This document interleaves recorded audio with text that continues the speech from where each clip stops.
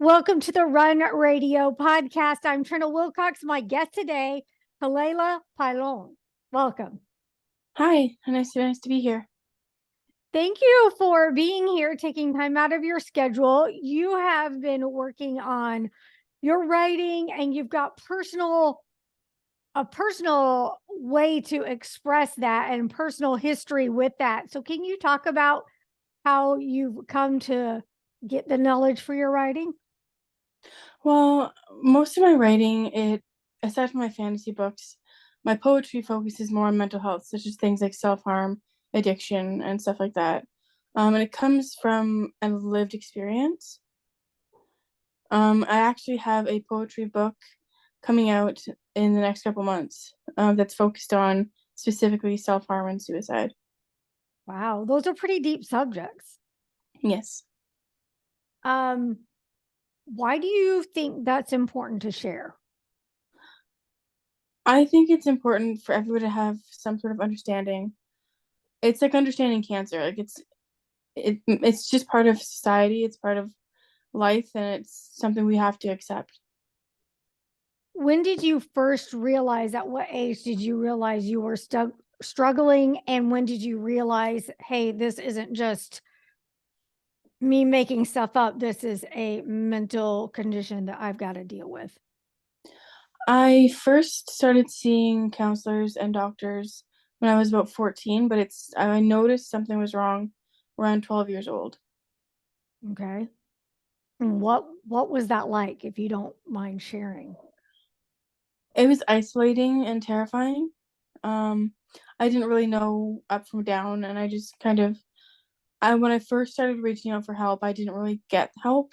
I was just told it's just because you're a kid, you're fine. So I went many years without any proper treatment. And I'm very grateful now that I have a team that's very supportive. But before then, it was a few years of being alone. That's really scary when a young person is asking for help or needing help and they're just being told, "Oh, this is kid stuff, teenager things." So Yes. what would you say to a person listening to either is around that young age or knows someone that age that should be making sure they're able to reach out for help or ask the questions they need to ask of a healthcare provider? Um, I think the biggest thing is being open-minded. Because for that kid, like for them, it might just be all they know. Like it could be something they've dealt with since they were six. Like you never know. But it definitely helps to have that person, that safe person, and being that how do I word this? Just being open to, I remember for me it was I started seeing things and hearing things, but nobody really understood. So understanding that if they're telling you I'm seeing something, I'm hearing things that aren't there, they're not making it up for attention. That's one thing I got a lot of, was that I was doing it for attention. And that's the biggest thing is just be open-minded. You would think even if someone was doing that for attention, that's still something you feel like you would want to Yeah, understand why that person needs that attention. So that's disappointing. exactly. I'm glad you finally got the help. What did it take to finally get the right help?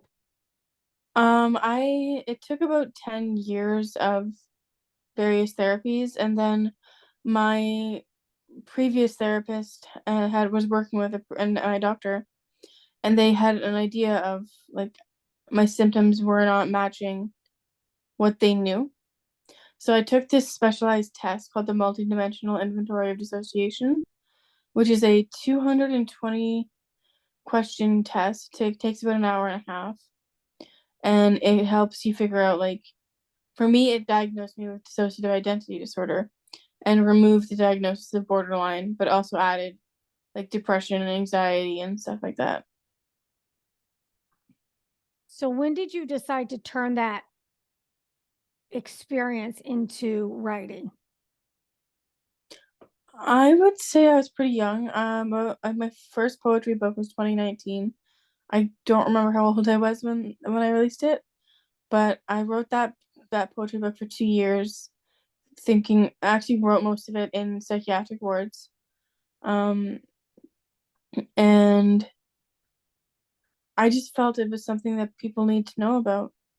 I want to be that person that helps people feel understood and have something that they can relate to where they don't feel so alone. A lot of people use writing as therapy. It's very And cathartic. yeah, when did you decide to actually publish that? And how did you go about deciding how to publish? Well, my first book, The Prophet's Daughter, I published that when I was 15. And so I had a bit of an idea of self-publishing at that point. And then when I finished When I Am Someone Else, which is the first poetry book, everybody encouraged me to share it with the world that it was, fantastic writing and all that. And I was terrified, to be honest. But then I thought, if somebody reads this and relates to it and it makes them feel, I guess the best way to put it is make them feel human, Mhm. then, it's worth it. I was terrified when I released it, to be honest, but Have you gotten any feedback that made you glad you did it? I had someone tell me that it made them cry and it Mhm. made them feel, what was the word they used? They felt better, more Mhm. connected. That's that's very nice to hear. When did you decide to stretch out into other genres?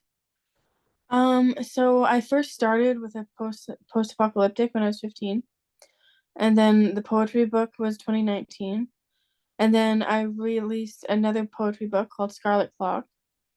That one it has some of my best work, I think, but it's a bit expensive from my publisher raised the price quite a bit. But then I wrote The Buried King, and I wrote most of that while I was in a psychiatric unit as well. And it was something about it just gave me a sense of freedom. Like I was writing for years as a kid, but writing The Buried King gave me an opening to a world of creativity that I'd never known before. Oh yeah. What was that like? I think the word I'm looking for is refreshing. Oh, really? Yeah. Instead of, because it does get a bit heavy writing poems about your depression and your self harm and all that. And then so when I wrote The Buried King, it just was this new experience that made me feel happy. And I don't feel happy a lot, so that was a very nice experience. Do you have a certain writing process you follow? I tend to just go with the flow. I get the idea and I write and write, and then eventually we get to the end. So do you usually stick to a project all the way through, or do you pick it up and put it down for a few days? Oh, definitely. I've been working on a new book called Shadow Dancer. I've been working on it for a couple months now, but and I'm only a couple thousand words in, but I'm giving it patience and time because I want to produce the best quality product that I can. When you're referencing your notes and things like that, do you often have to do that to refresh your memory? Yeah. Yeah, I have the memory of a goldfish, so Is that part of something you really struggle with your issues? yes. It's unfortunate, but it is what it is, right?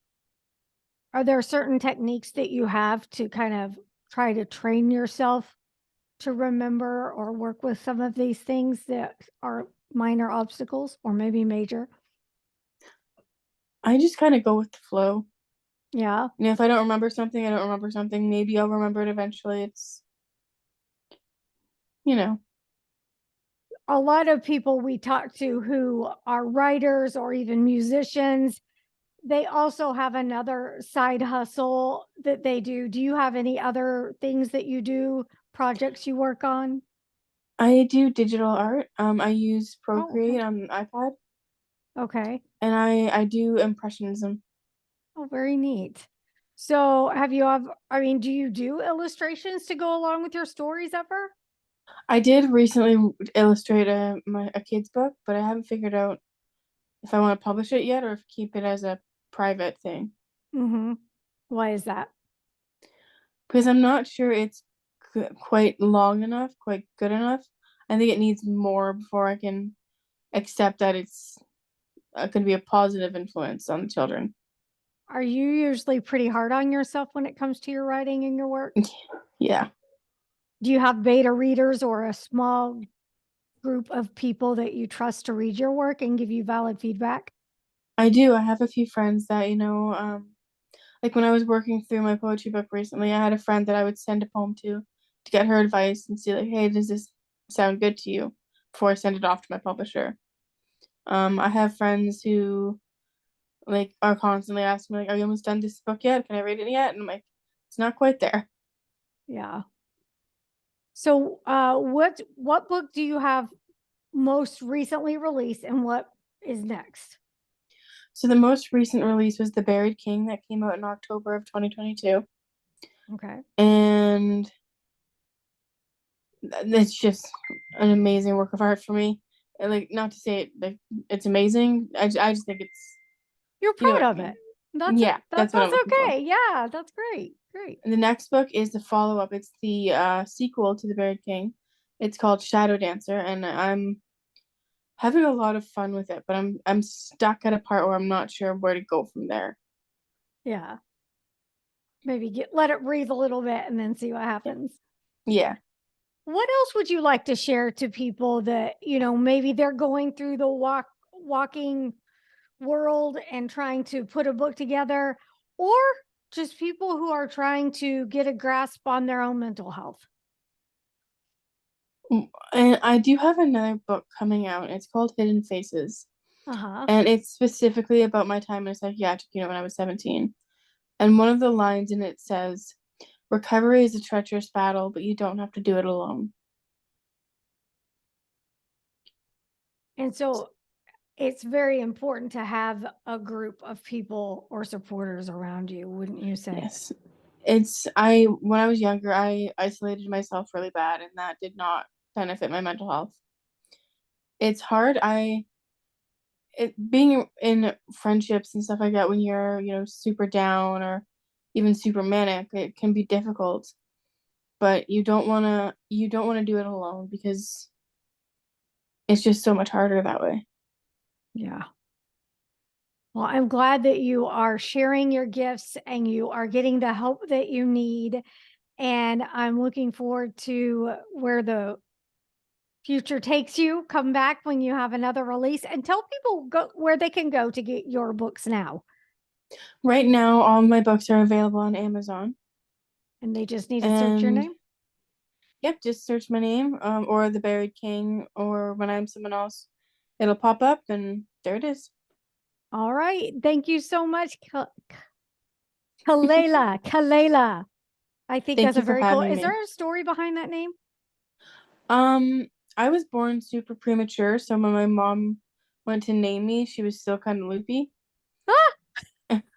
My name was actually supposed to be Kilayla, but we ended Oh, up with Kilayla instead, and it suits me. I like it. I very much do. Well, thank you so much for sharing. Take care. Thanks.